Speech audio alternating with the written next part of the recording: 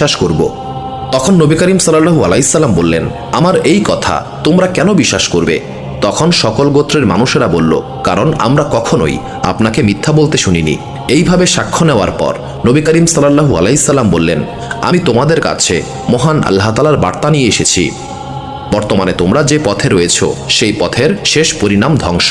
তোমরা মহান আল্লাহ তাআলাকে ছেড়ে অসংখ্য মিথ্যা দেবতাকে উপাস্য বানিয়েছো। এর ফলে জাহান্নাম এবং আখিরাতের শাস্তি তোমাদের জন্য অপেক্ষা করছে। তোমাদেরকে অবশ্যই এক আল্লাহ তাআলার দাসত্ব মেনে নিতে হবে, অর্থাৎ মহান আল্লাহ তাআলার কালেমা পাঠ করতে হবে। এরপর নবী করিম সাল্লাল্লাহু আলাইহি সাল্লাম 3টি প্রতিশ্রুতি দিলেন। 1, যদি তোমরা ইসলামকে কবুল করো তাহলে তোমরাই হবে এই আরবের মালিক। 2, অনারবরা তোমাদের উপর প্রভুত্ব করতে পারবে না। নবী করিম সাল্লাল্লাহু আলাইহি সাল্লাম এই কথাগুলো বলার প্রয়োজনীয়তা অনুভব করেছিলেন, কারণ তৎকালীন সময়ে আরব ছিল এমন একটি অঞ্চল যার অর্ধেক অংশ ছিল পারস্যবাসীদের দখলে এবং বাকি অর্ধেক ছিল শামবাসীদের দখলে। তৎকালীন আরব এতটাই অসহায় একটি অঞ্চল ছিল, যখন যার ইচ্ছা হতো তখনই এই আরব অঞ্চল আক্রমণ করত। যেমন আব্রাহার আক্রমণই এই বিষয়ে সাক্ষ্য বহন করে। এছাড়াও হাবশার বাদশাহ বহুবার এখানে আক্রমণ করেছিলেন। ইয়েমেনের বাদশাও বহুবার আক্রমণ করেছিলেন।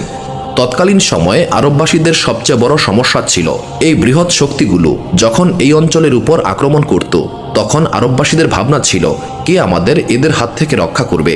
এই পরিস্থিতিতে নবী করিম সাল্লাল্লাহু আলাইহি সাল্লাম 3টি প্রতিশ্রুতি দিলেন। 1, তোমরা সমগ্র আরবের মালিক হয়ে যাবে। 2, অনারবরা তোমাদের লাঞ্ছিত করতে পারবে না।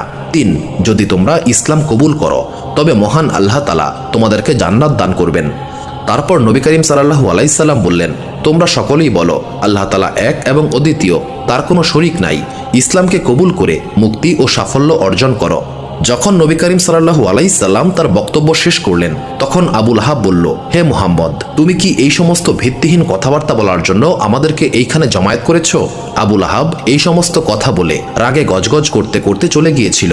যখন নবী করিম সাল্লাল্লাহু আলাইহি সাল্লামের নিজের চাচা আবু লাহাব এমন বক্তব্য দিলেন, তখন আরবদের মধ্যে বিভ্রান্তি ছড়িয়ে পড়েছিল। নবী করিম সাল্লাল্লাহু আলাইহি সাল্লামের এই বক্তব্যের বিপরীতে তাদের কি বলা উচিত সেটা তারা বুঝতে পারছিল না, কিন্তু এই বক্তব্য তাদের মধ্যে আলোচনার বিষয়বস্তু হয়ে দাঁড়ালো। সারাটা দিন তারা এই প্রসঙ্গেই আলোচনা করছিল।